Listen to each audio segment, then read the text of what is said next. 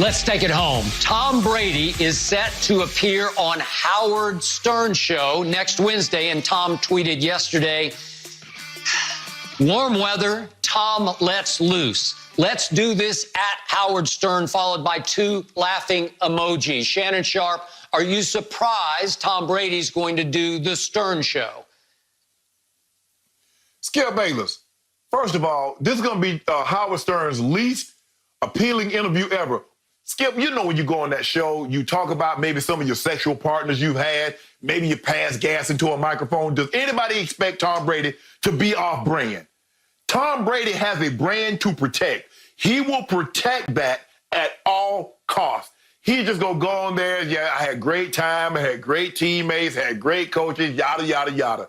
He's not going to do anything that we know Howard Stern, people that go on Howard Stern to be about. Now, obviously, you know, some politicians go on there and they have to be buttoned up, but we don't expect Tom Brady to say anything interesting, do we? I don't. Shannon Sharp, do you realize Tom Brady just grew up and left home for the first time? Do you realize that he's out from under the tyrannical rule of Bill Belichick and his iron-fisted rule? Do you realize that he's always been a huge fan of Howard Stern's to the point that he once took a tour of Howard Stern's studio? So this is huge for him. He's always only done interviews, as you know, with Jim Gray. And Jim's asked him a lot of tough questions, but not personal probing questions like Howard will. Thank you. I think Tom Brady is about to let down his hair. Bet he doesn't. Bet he doesn't. Skip, that's not him. He's not going to give you he's not going to give you anything interesting, especially about the situation with his oldest son's mother. He's not going to talk about that. He's not going to talk about anything interesting, Skip. He's too buttoned up, Skip. It's like me. When I first got off to college, I remember saying, I am not going to iron. I'm not going to do anything that my grandmother that I had to do when I was in my grandmother's house. Lo and behold, I get to college, I did everything that I did at my grandmother's house because I had done it for so long. He's been buttoned up for so long. It's all he knows. To be golly gee whiz Tommy. No. Tom Brady is about to have some fun, and I wish I had more time to talk about that. I had so much more to say, but we're out of time. I want to thank Michael Vader for making this show fly over the last 2 weeks here in my house. Remember, I apologize if you've heard barking during today's show here on Undisputed. That's my little daughter, my little Maltese Hazel, who is watching the show downstairs here at our home with my wife, Ernestine. And Ernestine has told me that Hazel is really getting angry with Shannon today, and she just can't contain herself. So as she watches and Shannon raises his voice against me, Hazel barks at the TV, trying to get Shannon to calm down. So Shannon, be warned, Hazel is on the warpath today over you. That means I'm winning. Let's see if Anytime Hazel can starts calm barking, down. that's a win for me. Yeah. Okay, that is a win. I agree. You won that one. So here we go. Let's see how Hazel responds to this one. I found these quotes from the GM of the Bills, Brandon Beane, to be very interesting if you really break them down. Here's what Brandon Beane said. The team to beat in the East is the Patriots. As long as Bill Belichick's there, you're talking about probably the greatest head coach of all time that was paired with the greatest quarterback of all time. So until we beat them, we've done nothing. And then Brandon Beane added that it's, quote unquote, comical to write off the Patriots and Bill Belichick. So Shannon Sharp, I ask you, is it comically dangerous to ignore Bill Belichick at this point? Absolutely. Because what Coach Belichick is all, Skip, if you look at what he's done in his tenure in New England, how many times do we think in his 20-year reign as the head coach, the Patriots had the best roster? Top to bottom, they had the best roster. Coach Belichick has a way of getting the maximum out of his players, especially when they come into the fold. Now, he's taking players that weren't very good at other places. We had no idea. Skip, I didn't even know Kyle Van. I didn't know who Kyle Van Noy was. But he gets there, and he turns him into a player. he goes and gets a big payday from Miami. Jamie Collins knew who he was.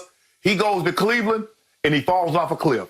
He comes back, and for the first part of the last year, he's in the Defensive Player of the Year running.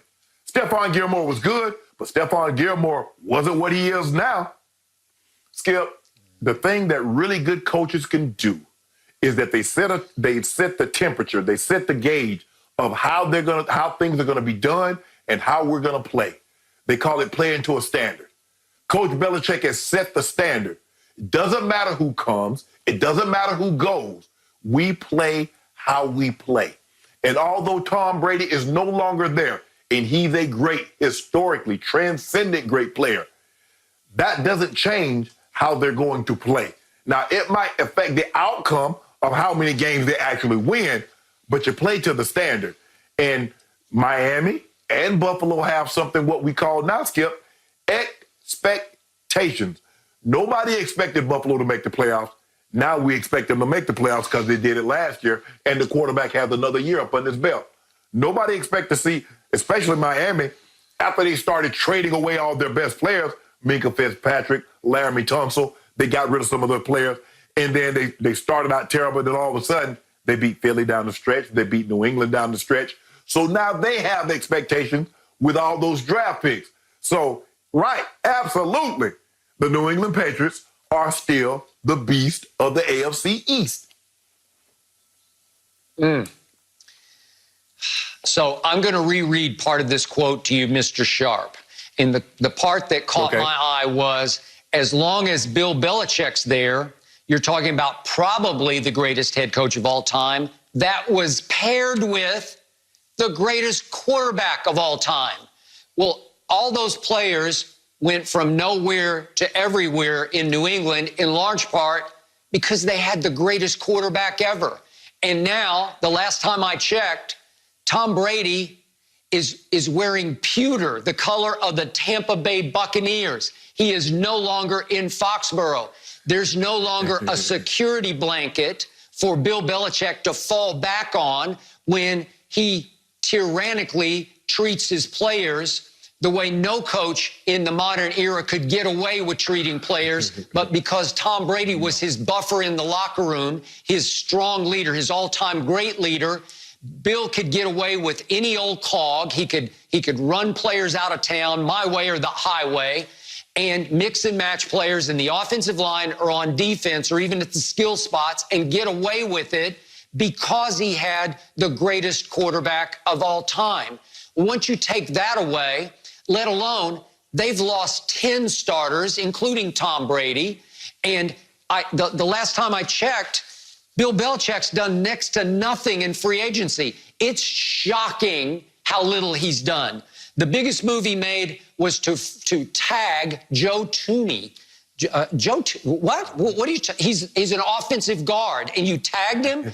And so you kept Devin McCourty, not bad. That was 2 years at $23 million. You kept the great special teams player Matthew Slater. You added another very good special teams player in Adrian Phillips from the Chargers. I'll give you those, but they're special teams. So he signed Bo Allen, the immortal, and Damiere Byrd, the other immortal, as his two big free agency pickups outside of Brian Hoyer, who he brought back for the third time, and this is Brian's 10th NFL stop, I guess to either compete with Jared Stidham or maybe to start over him, maybe just to back him up.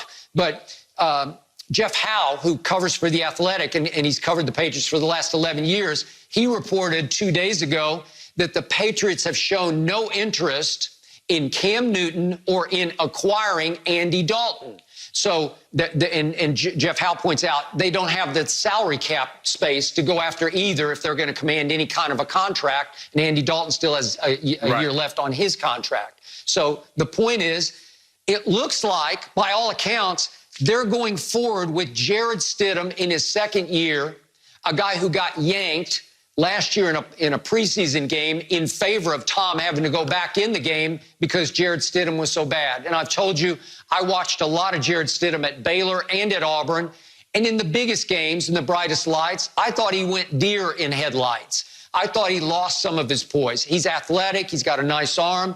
He ain't Tom Brady. And when you've lost that many starters and made that few of additions, and then you have some draft capital, you got the 23rd overall pick, and then you've got 3 thirds, 4 6, and 2 7ths. But can you parlay them into a player of magnitude? Again, Mel Kiper originally had Jordan Love going to Belichick at number 23, and now Mel is saying, well, gee, he's starting to hear rumblings, as Todd McShay is, that Jordan Love will go way up, and Todd McShay has Jordan Love going at 6 to the LA Chargers. So, again, I'm saying on paper right now, as great as Bill Belichick is, he wanted the opportunity to prove that he could do it without Tom Brady.